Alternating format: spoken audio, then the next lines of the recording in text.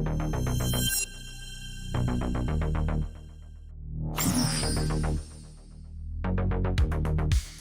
everyone, and welcome to EcoPsych EXP, where we take a stroll through the forest of eco-psychological themes in video games.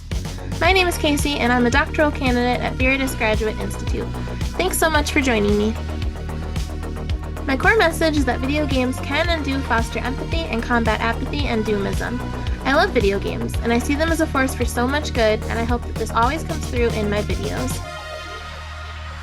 Today I'm going to be sharing an interview with the dev, Professor Space Games, and not Professor Space Jam as my brain keeps wanting to call him. As we talk about his game, Things Too Ugly, released in January of 2025. Professor Space Games is an indie studio run by solo developer Kevin Mercer. Launched in 2023, this venture focuses on producing high-quality titles driven by a sense of inquiry regarding the world around us. Professor Space Games is on a quest.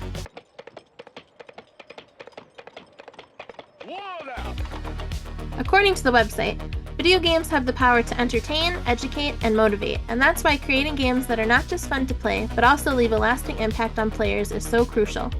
From concept to release, each aspect should be carefully considered and crafted with intention. The conversations that happen in video games can and do move beyond the screen to spark awareness, challenge assumptions, build empathy, and encourage collaboration.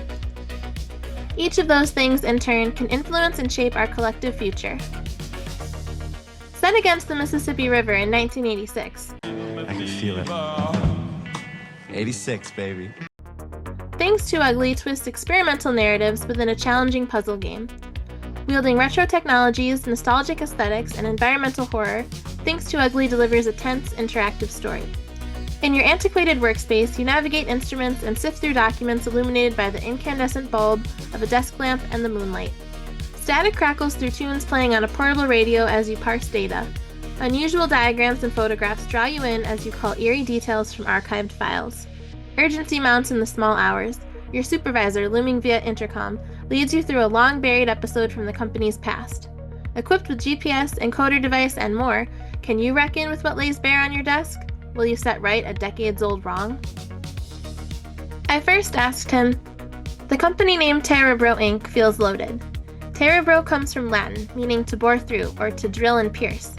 What were your intentions with this naming choice? Since Terebro Inc. is essentially a fossil fuel company, I thought that incorporating the Latin word for boring and drilling would be clever. As I continued in development, I found that the player in their role as a data processor was effectively digging through archives in order to unearth dark and terrible occurrences at the company. The player is excavating or extracting information about the company's misdeeds.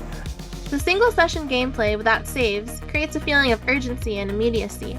How do you see this design choice influencing players' emotional connection to the decisions they make in-game?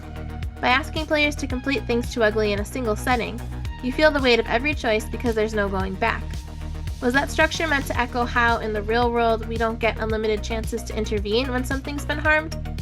How do you see that design choice shaping the emotional or ethical impact of the overall game experience? My hope was that, in the absence of a conventional save system, players would take notes, make drawings, or track encrypted characters on paper, or at least on their phones. I liked the idea of note-taking and the player's own personal ephemera arising out of gameplay. I had hoped that such notes would become a sort of game asset, much like the virtual paper scraps in the game world. I wanted these to physically link them to their gameplay experience. I think the lack of save system applies a certain emotional pressure in the final chapter of the game. As I've watched people play the game, both in person at conferences or on Twitch streams, I've noticed that most folks pause and weigh their final inputs. As you say, there's no going back once they make this final decision.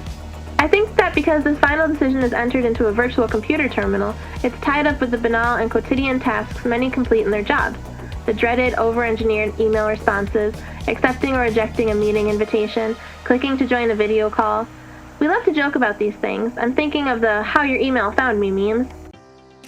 Dear person, I hope this email finds you well. Here is my reply to the question you asked. Everything ends with an exclamation point, so I seem friendly.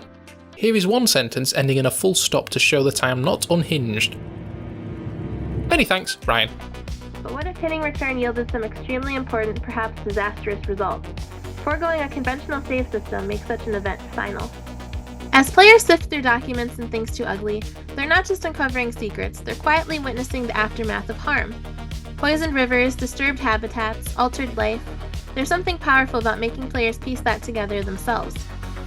What drew you to this slower, almost forensic way of storytelling, where environmental damage isn't shown directly but felt through what's been left behind? I was absolutely sure that it was that jacket. So there's no doubt whatsoever. No doubt.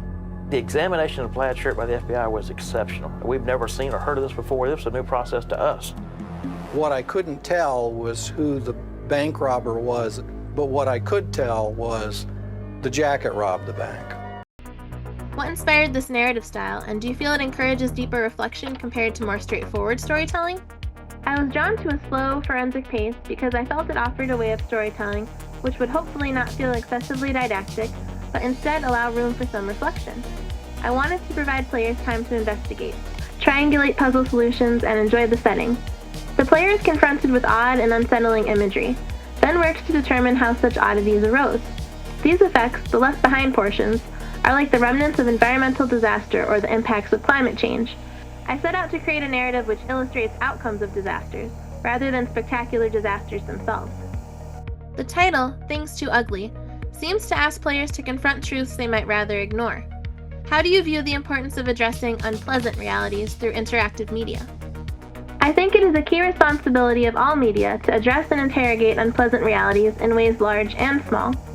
Video games are no exception, though AAA studios and publishers may be arguably behind their counterparts in film, television, or other media. What I find encouraging is that interactive media can offer its user a more direct connection to the narrative. A player may embody a character rather than just observe them. They can become enmeshed in the story and alter it. The player's impact on the game world comes about much more quickly than in the real world. A player can perceive the results of their actions in minutes or hours. The vintage tools and retro technology in the game create a very tangible and nostalgic experience. Can you speak to how engaging players physically through typing, decoding, or manipulating these devices influences their emotional journey? The simulated haptics of the in-game gadgets are meant to anchor the player in an earlier time, but they also move their focus around the office setting. This spatializes puzzles to help players feel in the thick of it, so to speak. I also think there's a kind of magic to fiddling with a virtual handheld radio. I've watched as players of various generations engage with the radio and either experience nostalgia or confusion. I witnessed a parent sit with their child and explain the mechanics of the radio.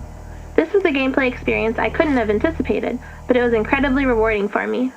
For some, the emotional journey is informed by nostalgia. There's a compelling contrast between the methodical, data-driven gameplay and the underlying emotional tension. How did you approach designing puzzles and interactions that subtly provoke emotional reflection, rather than just logic? It was important that I build puzzles which did not simply rely on word searches. I tried very hard to craft problems which required an answer to be processed a step beyond its discovery. In this way, the player makes the answer their own. They had a hand in creating the solution, not just finding it. I believe this helps players to feel more invested in the puzzles. I also carefully wrote the task prompts and solutions to function as stripped-down versions of the overall story. When lifted out and strung together, the answers themselves become their own telling of the story.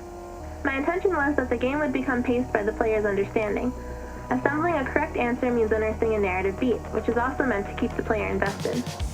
Things Too Ugly is steeped in a very specific sense of place, the rural Midwest. I found God in a catalytic converter in Topeka on a Monday night. The Mississippi, the 1980s night shift. Why this landscape? What feelings or truths did you hope to surface by centering the game in this kind of often overlooked rural geography? I'm currently based in the Midwest and grew up here off and on. When I began developing the game, its original setting was an oil rig in the Gulf of Mexico. I happened to find a report on waterway pollution in my area, which stated that the fish contained methylmercury and PCBs, polychlorinated biphenyls. I decided to shift the setting closer to home. Midway through development, a train derailed near East Palestine, Ohio, and spilled vinyl chloride, butyl acrylate, and other hazardous materials. It became clear to me that too few video games were telling stories in so-called flyover states. The theme of water runs quietly through the narrative. Why was water so important for you, and what does it mean in the world of Things Too Ugly? I find bodies of water fascinating. As a child, I used to look out across ponds and imagine the water suddenly turning invisible and revealing strange worlds below. Water keeps secrets. Standing at the edge of the Mississippi River unsettles me a little. I suppose there's something of the sublime in it. It's deep and muddy and fast-moving and loud. In the world of Things Too Ugly, water captures all this mystery and power, but there's a peace as well. The feather on the corkboard in the office is from Elise Bittern, a cute bird that calls rivers home. There's a photo of the river at sunrise hidden in the game world. The river becomes a metaphor for the nature of TEREBRO Inc. and the labor of the night shift. What's on the surface and what lies beneath it. The game unfolds against the backdrop of the Cold War, a time thick with scientific ambition, state secrets, and the constant hum of nuclear anxiety. How did setting the story in this era help you explore themes like secrecy, control, or the psychological toll of living under the shadow of systems that feel too big to question? By having the story told through two different decades, the 1950s and the 80s, it's sort of bookended by the Cold War.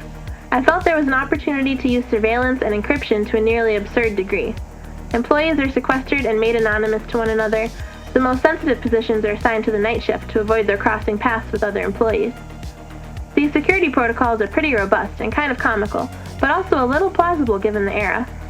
This is your standard deadbolt. While it may feel secure, when you lock it, an experienced intruder can get in about 5 kicks. Alex, show them how easy this is. Come on, Alex, kick it hard. There were also fun opportunities to lean into corporate espionage through low-tech encryption and secretly pass notes. Ultimately, what results in the workplace is a resistance to control and some organization on the part of concerned employees. I feel that this is a small but hopeful group that's soon to emerge from the shadows and upend the system. Throughout Things Too Ugly, there's this undercurrent of a world shaped by utility, where even rivers, creatures, and landscapes seem reduced to data points or corporate assets. It reflects that deeper cultural story that efficiency is always good, even if it means turning nature into something extractable or expendable. How much were you thinking about that mindset, the way progress is often framed as control over the natural world, while creating the gameplay and tone of the game? The first image the player sees in the game world is a steel and concrete bridge which spans the Mississippi River. I specifically chose this starting vantage point for all it could communicate about humankind's unyielding quest to dominate nature. The muddy water rolls along beneath a dominating structure. The moonlight competes with the flashing red light atop the bridge. The natural landscape and infrastructure are at odds in the first moments of the game. Then, as the camera slowly draws away from the scene in a crane shot, it is revealed that the player's view of the river is yet mediated by the metal and glass of their office window. All of this happens even before the player digs into the corporate files, which, in turn, make connections between notions of progress and sin. The game asks the player to consider who bears the cost of TEREBRO Inc.'s progress. The more you uncover, the more it seems to stir feelings like guilt, grief, even a kind of quiet disgust. Were you intentionally inviting players to sit with those ugly emotions? And do you see value in how games can create space for that kind of emotional reckoning? Yes, I did hope the game would stir some of the feelings you mentioned, specifically guilt and disgust. Historically, video games have been developed to provide fun, action-packed, and entertaining experiences for audiences. I think the functions of video games have broadened to include different kinds of gameplay and narratives. I don't believe fun is requisite for a successful game. If the player can feel satisfaction through some internal change, conscious or unconscious, then the game is successful. While I can't claim that Things Too Ugly achieves such an emotional reckoning, as you put it, I certainly hope that players at the very least feel the pinch of conflict from their in-game actions. The game places players in a liminal role, not just a cog in the machine, but someone who could expose its damage. That moment of choice, whether to protect the institution or risk everything to release the truth, feels deeply human.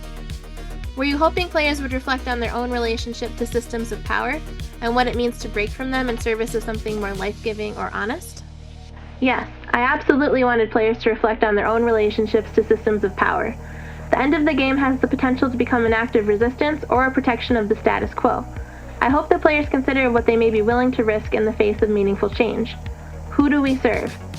How does our plinking away on computer keys move us closer to or further from what we want for ourselves and for our world? By the end of Things Too Ugly, players are faced with something more than human, something mysterious, maybe even misunderstood. It invites us to ask, what do we owe to beings we don't fully understand? Were you hoping to evoke a kind of empathy that reaches beyond just people toward the more than human world and the lives we so often overlook or even exploit? I hope the players feel a certain level of empathy for the specimen. The company learned very little about it over roughly 3 decades, but in the player's experience, the specimen attempts to communicate, illustrates some capacity for memory, and demonstrates a desire to be free. It was important to me that the specimen be treated as commodity or some potential device by TEREBRO Inc., but I knew that I wanted the player to hear from it directly.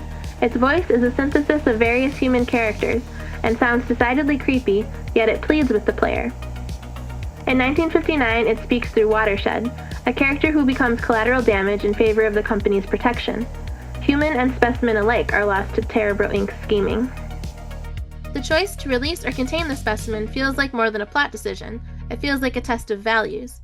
In your view, what does that moment say about how we treat what we fear, and what kind of world we're willing to help shape? What does that final moment mean to you personally, and what do you hope players sit with as they make their decision? The final choice is meant to ask the player which they fear more, compliance or non-compliance. What risks are we willing to take when we're faced with difficult situations in our personal and professional lives? How do you think games can act as powerful tools for encouraging empathy towards the environment and other species? In your view, how can game developers help foster a deeper connection with nature and encourage greater ecological awareness in the future? And do you think they have a responsibility to do so? I've been thinking about this a lot. I'm working on a paper about AAA video game ecosystems. Too often we're asked to dominate or plunder these spaces, rather than care for them. As more games boast their world's complex ecosystems and various systemic interactions among them, I feel there should be more opportunities for stewardship. Big budget games have big audiences and could really demonstrate ways to care for or protect plant and animal life. Instead, we're usually asked to slay creatures, build structures, extract crafting materials, and triumph over nature. I think there is a big opportunity to foster empathy towards the environment, but gameplay loops would need to change to include ideas like permaculture or rewilding. Yes, I do think game developers, particularly big companies, should bear some responsibility in fostering ecological awareness. I understand that not every game can do this work, but open-world games set in nature sure can. I would like to extend a heartfelt thank you to Professor Space Games for all the thought he put into these responses, as well as his ongoing research participation and support. I can't recommend experiencing Things Too Ugly enough. In addition to the wonderful gameplay and narrative, the game also features an entirely original soundtrack and is incredibly aesthetic. The game, DLC, the art and world of Things Too Ugly, the soundtrack, and even a bundle of all three, is currently available on Steam. The game is also available on PS5, Switch, and Xbox. Until we meet again, please feel so very free to like, subscribe, and share, and as always, thank you so much for being a part of this little ecosystem.